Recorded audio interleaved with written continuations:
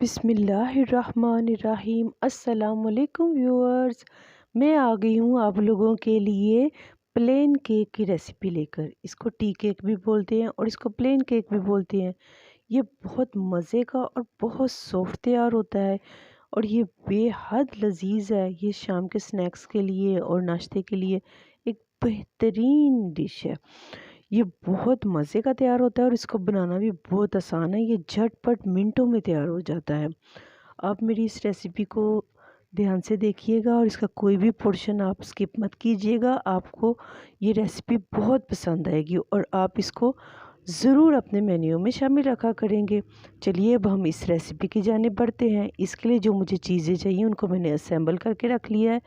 मैंने 1 कप मैदा लिया है और उसमें मैं 1 चम्मच 1 टीस्पून बेकिंग पाउडर डालूँगी और 1 चुटकी ज़र्दे का रंग। इन तमाम चीज़ों को मैं एक छलनी में डालकर इनको मैं अच्छी तरह से छान लूँगी ताकि इसके अंदर कोई भी लम्प बाकी ना रहे और ये तमाम चीज़ें आपस में यकजान हो जाएं। ये बेकिंग पाउडर और ज़र्दे का रंग मैं साथ ही मैदे के अंदर शामिल कर रही हूँ और अब इन तीनों चीज़ों को मैं अच्छी तरह से छान लूँगी। इनको मैंने एक बाउल में छानना शुरू कर दिया और इसी बाउल में मैं इसको छान के रख लूँगी। बाद में इसी में हम अपना बाकी लिक्विड वाला मिक्सचर जो है वो हम इसके अंदर ही शामिल करेंगे। अब ये मैंने अच्छी तरह से छान लिया है। अगर हम इस मैदे को 3 दफ़ा छानेंगे तो बहुत ज़्यादा अच्छी तरह से ये तैयार होगा। केक बनाने के लिए अगर हम मैदे को बार बार अच्छी तरह से छानें तो वो बहुत अच्छा छाना जाता है और वो बहुत सॉफ्ट केक तैयार होता है। मैंने अब इसको अच्छी तरह से छान कर इसके अंदर से तमाम लम्प्स ख़त्म कर दिए। उनको मैंने चम्मच की मदद से उसको अच्छी तरह से मिक्स कर दिया। अब मैं फिर से चम्मच के साथ इसको अच्छी तरह से मिक्स कर रही हूँ ताकि ये तमाम चीज़ें अच्छी तरह से यकजान हो जाएं। अब मैं इसको एक साइड पर रख दूँगी और अब मैं अपना सांचा तैयार करने लगी हूँ। मैंने 2 टीस्पून तेल लिया है और उस तेल को मैं सांचे के अंदर अच्छी तरह से कोट कर दूँगी। इसकी वजह से जो केक है वो नीचे बेस पर चिपकता नहीं है। अब इसके ऊपर ऑयलिंग मैंने कर दी है। अब मैं इसके ऊपर 1 टेबल स्पून मैं इसके ऊपर मैदा डाल रही हूँ। अब मैदे को मैं अच्छी तरह से झाड़ कर तमाम साइडों पर इसको अच्छी तरह से लगा लूँगी। जहाँ जहाँ पर भी हमारा ऑयल लगा हुआ था उसके ऊपर ये मैदा अच्छी तरह से चिपक जाएगा। इस तरह से हमें मैदा लगाने के बाद हमें इसके नीचे कागज़ लगाने की भी ज़रूरत नहीं रहती है। मैं आपको ये अपना केक बाद में दिखाऊंगी। आप देख लीजिएगा ये कितना अच्छा कलर नीचे से तैयार होता है। अब मैंने पौना कप चीनी ली है। उस चीनी को मैं मिक्सर में डालकर अच्छी तरह से इसको पीस लूँगी। ये मैंने चीनी अच्छी तरह से नाप ली है और इसको मैं अब इस मिक्सर अपने ग्राइंडर में डाल रही हूँ और अब मैं इसको अच्छी तरह से पीस लूँगी। ये मैंने इसके ऊपर शॉपर इसलिए रखा है क्योंकि भी हम इसके ऊपर क्लिंग फिल्म या कोई भी हम अपना कागज़ लगा सकते हैं। इसकी वजह से जो उसके बड़ी पार्टिकल्स होते हैं चीनी के वो बाहर नहीं निकलते। अब मैंने जो 4 अंडे इस केक के लिए रखे थे उनको मैंने तोड़ लिया है और उनको मैंने एक बाउल में डाल दिया। अब मैं इनको अपने बीटिंग वाले बाउल में डालने लगी हूँ ताकि मैं इनको अच्छी तरह से बीट कर सकूँ। ये मैंने इन तमाम अंडों को इस बीटिंग बाउल में डाल दिया है। अब ये मैंने अपने बीटिंग बाउल के अंदर इन अंडों को डाल दिया और इसको मैं बीटर को चला रही हूँ। ये अब फ्लफ़ी होना शुरू हो जाएगा। इसके अंदर एयर पैदा होना शुरू हो जाती है। जब जैसे जैसे ये बीट होता जाएगा वैसे वैसे ये एयरी होता चला जाएगा।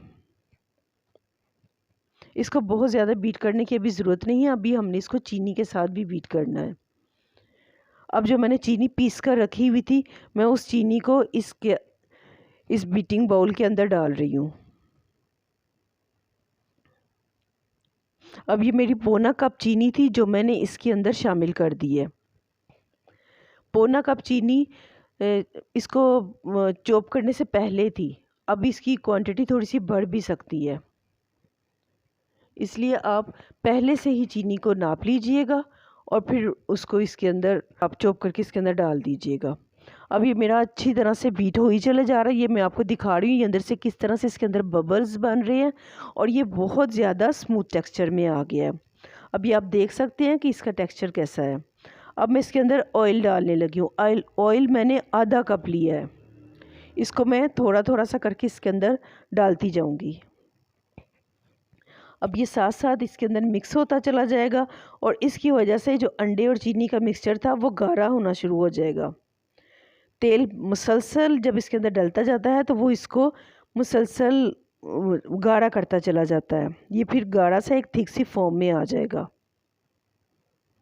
अब मैंने वनीला एसेंस लिया है। ये वनीला एसेंस के मैं तकरीबन 1/4 टीस्पून इसके अंदर शामिल कर रही हूँ। वनीला एसेंस हमेशा मैं एक ड्रॉपर में डालती हूँ। उसकी वजह से इसके अंदर अगर हमने कुछ ड्रॉप्स डाले हों तो बहुत इजीली डल जाता है। अगर हम किसी शीशी के साथ डालेंगे तो हम उसको जब चम्मच में उल्टाते हैं तो वो एकदम से बहुत ज़्यादा गिर जाता है। लेकिन अगर ड्रॉपर की मदद से हम डालें तो वो फिर कतरों की सूरत में निकलता है। फिर हम अपने गिन के कतरे भी डाल सकते हैं कि हमें जितने चाहिए हो। अब जो मैदा हमने पहले से छान के रखा हुआ था उस मैदे के अंदर मैं अपना अंडों वाला और तेल वाला मिक्सचर जो है वो उसके अंदर मैं शामिल कर रही हूँ। अब स्पैचुला की मदद से मैं तमाम मिक्सचर उसके बाउल के अंदर से निकाल कर अपने मैदे वाले बाउल के अंदर शामिल कर रही हूँ। अब मैं एक स्पून की मदद से इन तमाम चीज़ों को अच्छी तरह से मिक्स कर लूँगी। इसको मुसलसल घुमाते जाएं और ये आप देखेंगे कि इसके अंदर मुसलसल बबल्स पैदा हो रहे हैं। जो अंडा हमने अच्छी तरह से बीट किया हुआ था उसकी वजह से जो उसके अंदर बबल्स बने हुए थे वो अभी तक इसके अंदर हमें नज़र आ रहे हैं। जैसे जैसे ही इसके अंदर मिक्स हो रहा है वैसे वैसे हमें वो बबल्स नज़र आ रहे हैं। और कोशिश करनी चाहिए कि ये बबल्स बैठने ना पाए। फटाफट इसको बेकिंग के लिए रख देना चाहिए। अब मैं 1/4 कप इसमें गरम दूध डाल रही हूँ। ये नीम गरम दूध है और इसके साथ ये केक बहुत सॉफ्ट हो जाता है। अब ये भी मैं इसके अंदर अच्छी तरह से मिक्स कर रही हूँ। सांचा मैंने पहले से तैयार करके रखा था। ओवन को मैंने ये तमाम तैयारी करने से पहले ही मैंने ओवन को प्री हीट होने के लिए चला दिया था। उसके अंदर चूल्हा जला दिया था। अब वो अच्छी तरह से गर्म उधर से हो रहा है और इधर से मेरा ये केक तैयार हो रहा है। केक का बैटर तैयार हो रहा है। अब मैं अपने जो मोल्ड है उसके अंदर जो मैंने ग्रीस करके रखा हुआ था उसके अंदर मैं अपना ये मिक्सचर डाल रही हूँ। केक वाला मिक्सचर मैंने इसके अंदर डाल दिया। अब ये तमाम मिक्सचर इसके अंदर मैंने पोर कर दिया है। आप देख सकते हैं इसकी थिकनेस कितनी है। इसी टेक्सचर पर ही आपने इसको रखना है। अब इसको टैप कर लें ताकि इसके अंदर जो एयर हो वो निकल जाए। अब मैं अपना ये सांचा जो है ये ओवन में रख रही हूँ। ये ओवन में चला गया और अब इसको मैंने तकरीबन 1 घंटे के लिए इसको बेक होने के लिए रख देना है। इसका टेम्परेचर, ओवन का टेम्परेचर 200 पे है। अब ये मेरा घंटा गुजर चुका है। अब ये मेरा बेक हो गया है केक। ये मैं आपको निकाल के दिखा रही हूँ।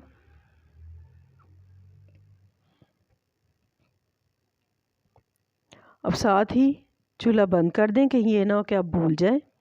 अब इसको मैं आपको प्रेस करके दिखाऊंगी कि ये बिल्कुल अच्छी तरह से बेक हो चुका है। हम इसके अंदर कोई भी तिनका डालने की भी ज़रूरत नहीं है। जब ये हम दबाएंगे और ये दबा हुआ वापस आ जाएगा और ये नहीं दबेगा, इसका मतलब है कि ये बिल्कुल बेक हो चुका है। अगर ये कच्चा होता तो हमारी उंगली अंदर ही चली जानी थी और वो गर्म भी महसूस होना था। जब ये बेक हो जाता है तब ये इतना गर्म नहीं रहता। अब मैं इसको अपने सांचे में से बाहर निकाल कर प्लेटर में रखने लगी हूँ। मैंने नाइफ़ की मदद से इसको सेपरेट कर लिया सांचे से और अब मैं इस केक को प्लेटर में रखूँगी।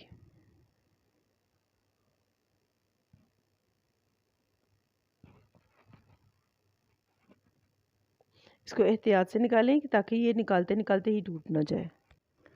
ये बिल्कुल प्लेन केक है और इसको वनीला केक भी बोलते हैं और इसको टी केक भी बोलते हैं। ये बहुत सारे लोगों की पसंदीदा डिश है। कुछ लोगों को आलमंड केक पसंद होते हैं, कुछ लोगों को चॉकलेट केक पसंद होते हैं, लेकिन वनीला केक बहुत सारे लोगों को पसंद होता है। ये बहुत मज़े का होता है, सॉफ्ट होता है, सिंपल होता है और बहुत लाइट होता है और ये पकने में भी बहुत इजी है। ये बहुत जल्दी झटपट तैयार हो जाता है और इसका हम बहुत अच्छा बिज़नेस भी कर सकते हैं। इसको बेचना बहुत आसान है, यानी कि ये हम इजीली हम इसको बेच सकते हैं। ये ख़राब भी जल्दी नहीं होता। इसको हम पकाकर 1 हफ़्ते तक के लिए भी इसको हम रेफ्रिजरेटर में रख सकते हैं और ये इस्तेमाल होता रहता है। ये ख़राब जल्दी नहीं होता और ये बहुत ज़्यादा पसंद किया जाता है। आप इस रेसिपी को शुरू से लेकर एंड तक एग्जैक्टली फॉलो कीजिएगा और जैसा मैंने आपको कहा है बिल्कुल उसी तरह से बनाइएगा, तो आपका ये केक 100% परफेक्ट बनेगा और ये बहुत मज़े का बनेगा। आप मुझे अपनी दुआओं में याद रखेंगे जब आपने ये केक बनाया। मेरे बहुत सारे फैमिली मेम्बर्स और मेरे नेबर्स और मेरे बहुत सारे हल्का अहबाब में लोग जो हैं उन्होंने ये केक खाया और सब ने बहुत पसंद किया। मैं इस केक को बेचती तो नहीं थी, लेकिन मैं लोगों को खिला के खुश होती थी और आज मैं आप लोगों को इसकी रेसिपी आपके साथ शेयर करके बहुत खुश हो रही हूँ। जो भी इस केक को बनाएगा वो मुझे ज़रूर दुआ देगा। आप लोगों ने अगर अभी तक मेरे चैनल को सब्सक्राइब नहीं किया तो प्लीज़ सब्सक्राइब कर दें और बेल आइकन को ज़रूर दबाएं ताकि मेरी अगली आने वाली रेसिपीज़ की नोटिफिकेशन आपको मिलती रहे। मैं इंशाल्लाह ताला आपके लिए और भी बहुत मज़े की डिशेज़ लेकर आऊँगी। अल्लाह हाफिज़। अस्सलामु अलैकुम रहमतुल्लाहि व बरकातुहू।